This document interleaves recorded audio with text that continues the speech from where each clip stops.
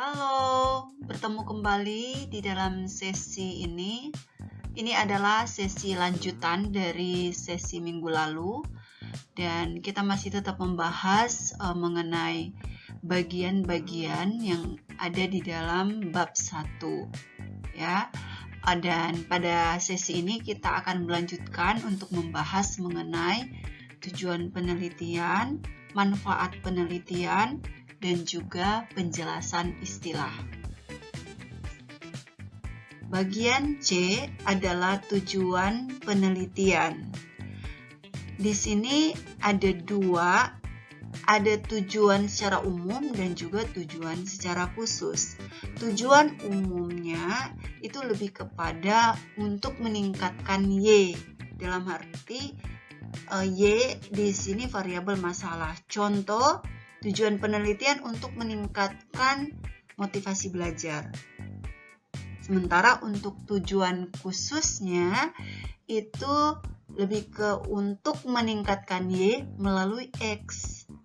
Jadi, sebagai contoh untuk meningkatkan motivasi belajar melalui penerapan metode Jigsaw. Selanjutnya, tujuan penelitian itu harus jelas pada aspek yang mau dicapai. Aspek apa yang mau dicapai? Ini berhubungan dengan variabel penelitian yang ada. Kemudian berhubungan juga dengan rumusan masalah. Jadi tujuan penelitian harus ada kaitan erat dengan rumusan masalah. Minggu lalu kita sudah belajar rumusan masalah itu bentuknya pertanyaan. Tujuan penelitian dalam hal ini bentuknya pernyataan. Ya. Jadi tujuan penelitian itu harus menjawab pertanyaan dari rumusan masalah. Makanya hal ini sangat berhubungan ya antara rumusan masalah dan juga tujuan penelitian. Berikut, kemukakan secara singkat tentang tujuan penelitian yang ingin dicapai berdasarkan pada permasalahan yang dikemukakan. Ya, yang tadi saya katakan bahwa tujuan penelitian itu harus jelas sesuai dengan aspek yang mau dicapai. Dalam hal ini berarti berhubungan dengan variabel penelitian, ya, variabel masalah maupun variabel pemecahan masalah atau variabel tindakannya. Tujuan penelitian harus terjawab dalam kesimpulan hasil penelitian.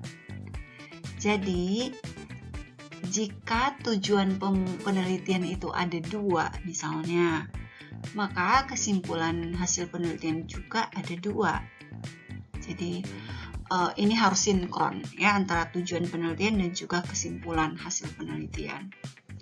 Contoh penulisan tujuan penelitian seperti ini. Penelitian ini bertujuan untuk mengetahui penerapan metode quantum learning dapat meningkatkan hasil belajar matematika siswa kelas 9 Sekolah Lentera Harapan Tangerang.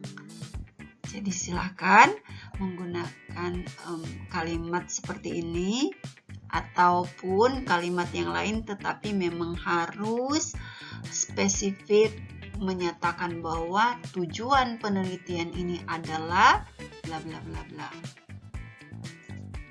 Bagian D adalah manfaat penelitian. Manfaat penelitian di sini adalah keuntungan atau dampak yang diberikan oleh hasil penelitian bagi pihak-pihak tertentu yang terkait. Nah, manfaat penelitian di sini ditujukan bukan hanya untuk satu pihak, tetapi beberapa pihak. Kalau untuk PTK berarti pihak-pihak tersebut bisa orang-orang yang memang terkait erat ya di dalam dunia pendidikan. Bisa siswa, guru, sekolah. Dan juga manfaat penelitian ini harus dapat diterapkan. Ya, harus kontribusi nyata, memberikan kontribusi nyata atau konkret, bisa diterapkan ya, bukan hayalan atau mengawang-awang atau muluk-muluk. Kemudian bisa juga manfaat penelitian ini bermanfaat untuk meningkatkan pendidikan Kristen. Artinya ketika kita menuliskan manfaat penelitian dalam konteks pendidikan Kristen, kita perlu menuliskan dampak atau kontribusi apa dari penelitian ini bagi pendidikan Kristen. Di sini ada 2 manfaat penelitian, 2 kategori. Yang pertama manfaat teoritisnya, yang berisi menemukan teori atau pengetahuan baru tentang Y melalui X, dan juga sebagai dasar untuk penelitian selanjutnya. Berikut manfaat praktis. Nah, ini lebih kepada pihak-pihak yang akan menerima manfaat itu ya, atau menikmati manfaat dari hasil penelitian. Bisa di sini untuk siswa, untuk guru, dan juga sekolah. Bagian terakhir dari bab 1 adalah penjelasan istilah. Maksud dari penjelasan istilah ini adalah perlu untuk membuat satu penjelasan mengenai istilah-istilah penting yang digunakan di dalam laporan penelitian, dan istilah-istilah ini yang akan sering muncul, yang akan sering dituliskan, sehingga perlu untuk dijelaskan maksud dari istilah tersebut itu apa. Nah, oleh karena itu perlu menuliskan istilah itu secara padat, singkat, dan jelas. Karena di dalam bab-bab selanjutnya itu akan ada penjelasannya secara detail, ya. Nah, istilah ini itu berhubungan dengan variabel penelitian. Ada variabel masalah dalam hal ini dan juga variabel tindakan atau pemecahan masalah. Kemudian menjelaskan indikator-indikator pokok pada variabel-variabel tersebut. Jadi kalau saya melihat di sini ada 2 definisi yang perlu dijelaskan di dalam bagian penjelasan istilah. Yang pertama adalah definisi konseptual dan yang kedua adalah definisi operasional. Definisi konseptual itu mengenai konsepnya.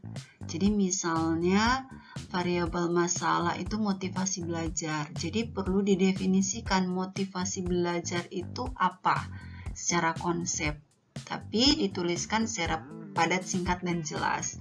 Kemudian berhubungan dengan indikator-indikator pokok pada variabel itu masuk kepada definisi operasional yang menjelaskan di sana mengenai indikator-indikator pokok dari motivasi belajar tersebut. Ya, dan semua ini pasti akan dijelaskan lebih detail pada bab-bab selanjutnya. Nah, di sini dikatakan bisa menggunakan sumber referensi yang relevan. Kalau bisa dari buku, ya, bisa mungkin dari jurnal atau website yang terpercaya, ya. Maksudnya di sini jangan dari internet, ya, jangan dari website-website yang Blogspot, WordPress, dan lain sebagainya. Kemudian bisa juga merupakan hasil sintesis dari teori yang ada di bab 2, ya. Jadi kan di bab 2 itu sudah dijabarkan motivasi belajar menurut teori ini. A, B, C, D adalah, kemudian sintesisnya seperti apa. Nah, itu bisa, sintesis itu bisa dijadikan, diambil untuk dijadikan penjelasan istilah. Dan Di sini juga dikatakan dapat menggunakan kamus. Oke, ini adalah slide terakhir. Setelah kalian sudah memahami mengenai tujuan penelitian, manfaat penelitian, dan penjelasan istilah, maka berdasarkan latar belakang dan rumusan masalah yang sudah kalian buat, silahkan mulai membuat tujuan penelitian, manfaat penelitian, dan penjelasan istilah. Ya. Jika ada hal-hal yang masih bingung, perlu ditanyakan, perlu diperjelas lebih dalam, maka boleh bertanya dan berdiskusi dengan dosen PTK kalian masing-masing. Oke, terima kasih atas perhatian kalian semua. Tuhan Yesus memberkati kita.